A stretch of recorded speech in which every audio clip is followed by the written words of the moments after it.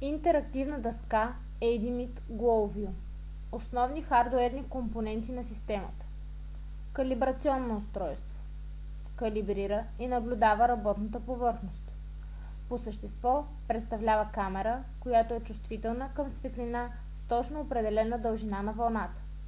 По време на калибрация това устройство се позиционира така, че да обхваща цялата прожекционна площ от проектора. Свързва се с компютъра посредством USB интерфейс. Захранва се от адаптер, включен в електрическата мрежа. Възможно е позиционирането му на разстояние от проектора или в непосредствена близост. В комплекта също така е включена и стойка за закрепване на самия проектор при необходимост. Инфрачервена писалка или стилус представлява светещ маркер, който излъчва светлина само при допир до повърхност. Захранва се от батерии. Светлината, която излъчва, е с определена дължина на вълната. Лазерна показалка позволява работа от разстояние, без да е необходим контакт с прожекционната повърхност. При необходимост заменя инфрачервената писалка. Инсталационен софтуер включва програма за калибриране, ръчно или автоматично, и приложен софтуер. Проектор. Системата няма специфични изисквания към проектора. Прожекционна повърхност. При тази интерактивна система прожекционната повърхност е лишена от сензори. Поради това е възможно да се използва обикновена бяла или черна дъска. Също така и дори прозрачна повърхност. Условие за нормалната работа е повърхността да бъде хомогенна или едноцветна. Хардуерен ключ. Устройството, което разрешава работата на софтуерните компоненти. Без него системата не работи. Нека свържем системата и видим как работи. Калибрацията може да става ръчно и автоматично. Автоматичната калибрация става последният начин. Изразява се в последователно прожектиране на различни черни и бели участъци върху прожекционната площ.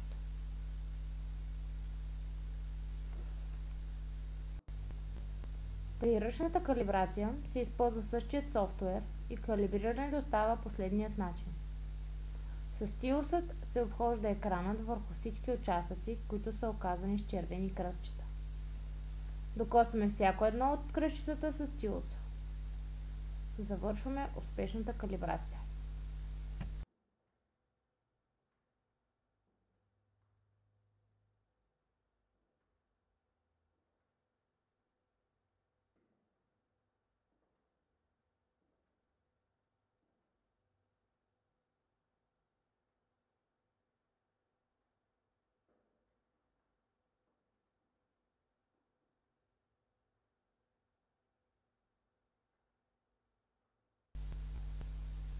Имаме старт меню, подобно на Windows менюто. С файл можем да отворим нов или вече готов файл. Също така имаме Save и Save As за запаметяване на файла. Експорт за експортиране на файла, като файловите формати, които поддържа, са със следните разширения: PNG, JPEG, BMP, GSF и XPS.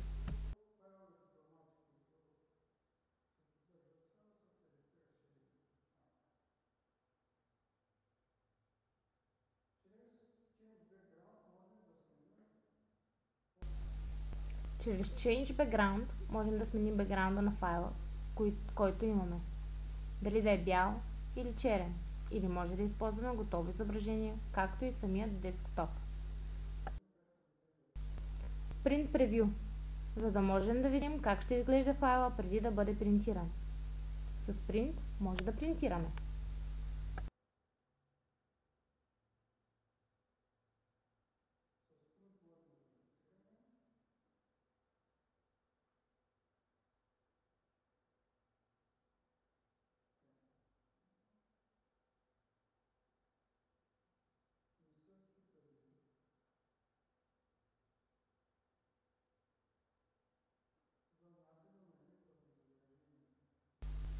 Insert Hyperlink. Използва се за внасяне на линк в изображението. Може да се ползва като препратка към браузъра. Имаме стандартните функции Cut, Copy, Paste и Delete. От меню Tool може да намерим различни инструменти. Например, Protractor или транспортир, триъгълник, рулър, линия, таймер за отброяване на време, както и медиа плеер, ако искаме да добавим музикално оформление. Също така може да пишем с помощта на клавиатура.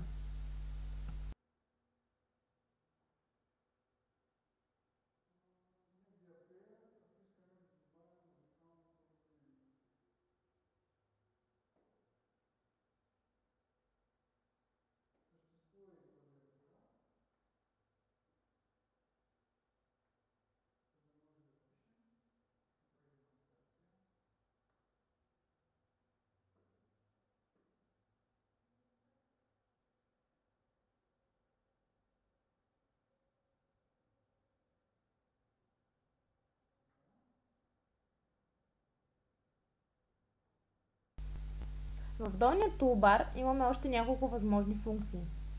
Първата е да отворим нов файл, като е възможно той да е с черен или бял бекграунд, или пък да използваме изображение или десктопа за фон.